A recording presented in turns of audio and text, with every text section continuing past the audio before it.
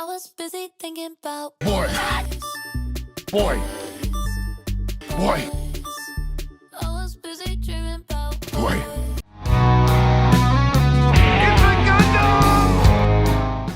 I'd like to take this time to apologize for the recent video I just made. I can understand that using Kratos in such a way would upset console gamers because they are a very finicky bunch. They are very protective of their first party exclusives or lack thereof. Please accept my most humblest apologies. I am sorry. It's been only 5 days since the Netherlands said that some loot boxes were a form of gambling, but now Belgium has followed suit. Yes, I should have did this video yesterday, but I was sleepy, so I went to bed. But anyway, Belgium actually takes it to an extreme. They make loot boxes illegal in their country and want them removed from games. The implication here is staggering to say the least. I assure you, if I worked at EA, I'd either be A, shitting bricks, B, snorting a serious line of coke, or C, jumping out of my CEO window. Because there's nothing they can do. In the sense of what can they do? Well, they could remove loot boxes. I mean, they flipped the switch and the loot boxes were out of Battlefield. But for them to remove loot boxes in FIFA, I don't see the EA doing that. No.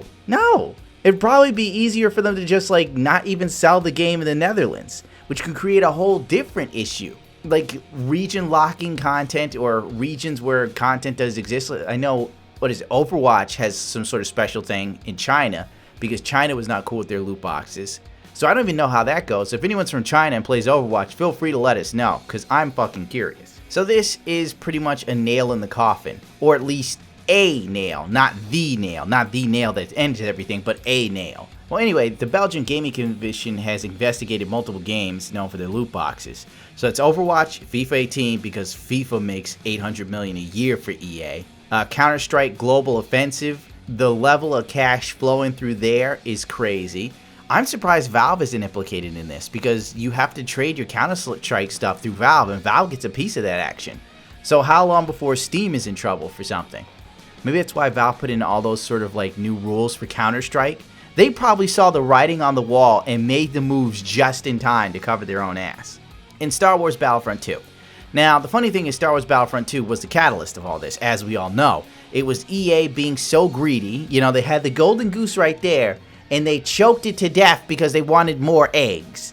They were like, there's not enough eggs, Goosey! Goosey, more eggs! But, ironically enough, Battlefield removed all their loot box crap, so they're in the clear right now. Because the investigation went on when Star Wars Battlefront 2 didn't have the loot boxes. But didn't they turn back on the microtransactions recently? Well, Belgium's Minister of Justice, Cohen Green, wants to meet up with developers of these games and discuss their options moving forward. So they're going to talk to Overwatch.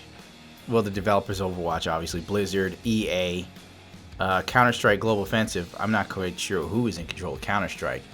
So get ready to see videos of Pierre Guzman going over here and talking about loot boxes and how it's just optional content and it's just fun. And I wonder how Jeff Kaplan would play this.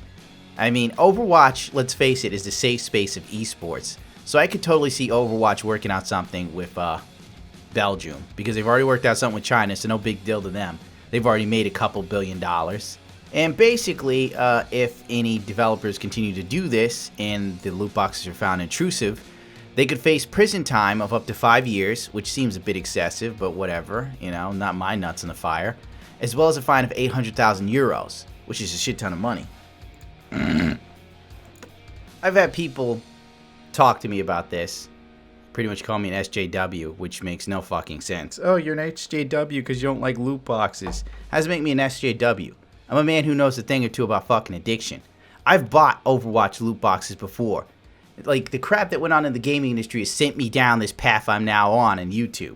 You buy like 2 or 3 loot boxes doing one of the stupid things, I remember. Oh, I didn't get the loot boxes I want. Well, maybe. I'll just spend an extra $10. No big deal, 10 bucks. You get 11 loot boxes for 10 bucks. You open those loot boxes, you still get cockjack shit. And I'm just like, you know what, fuck this. I've blown $13 for nothing.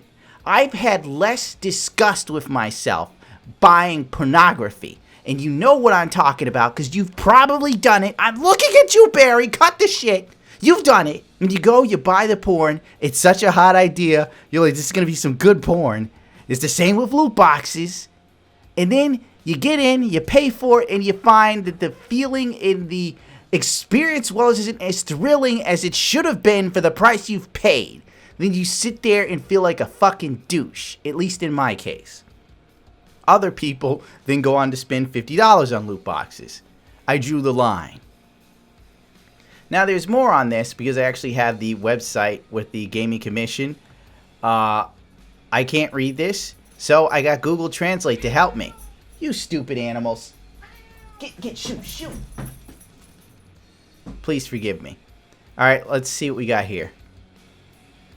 The protection of players and vulnerable groups such as minors in particular is the most important mission for the Belgian Gaming Commission. When in November 2017 a worldwide cat just threw some shit off my goddamn table that's fucking expensive. Well, I'll just leave up a screen cap. People can like Google Translate this themselves. But the long and the short of it, the most important parts are where it says the analysis was completed in April of 2018. The Gaming Commission can therefore provide more clarity on this phenomenon today. The Gaming Commission comes to the conclusion that paying loot boxes are games of chance. If they are further exploited, a criminal law approach is indicated. Because the phenomenon is broader than the 4 games examined, the Gaming Commission makes a number of recommendations to both the policymakers, the game manufacturers, the game platforms, and the license providers such as FIFA.